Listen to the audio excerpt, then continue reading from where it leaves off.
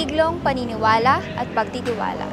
This church has been a beacon of light for all Aguilareños, a witness to the town's growth, one after the other.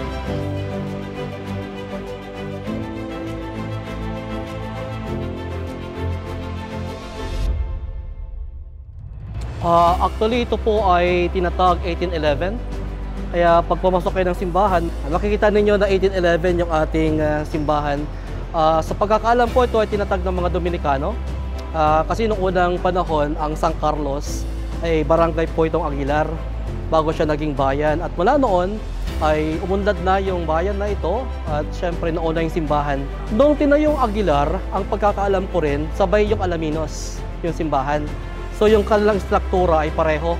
Sabi nga, barok, sabi nila, kasi may pakurba. At itong bricks na ito yung original.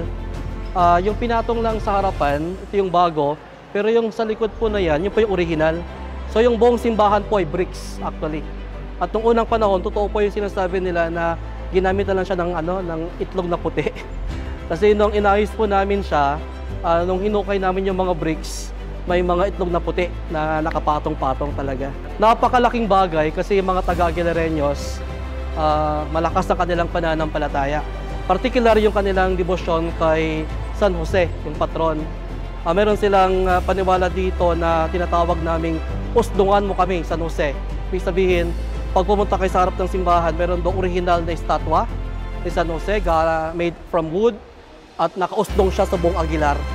Debosyon kay San Jose ay debosyong pang-universal. Ang Aguilar po yung pinakamaraming daily mass goers. So kaminsan, magsisimba ka ng araw-araw, papatak ng mga 50 hanggang 100, o kaya pag First Friday devotion, punong-puno yung simbahan. So sa 23 na parokya sa Alaminos, ang Aguilar po yung pinakamaraming daily mass goers.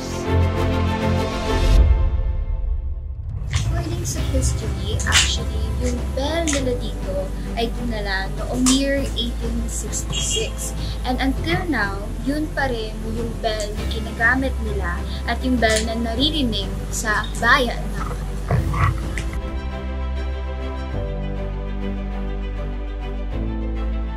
Kasabay ng pagtibay ng pananampalataya ng mga Aguilareños ay ang pagkakatatag din ng paaralan noong 1872. Ngayon ay kasabay na nito ang pag-unlad ng bayan ng Aguilar.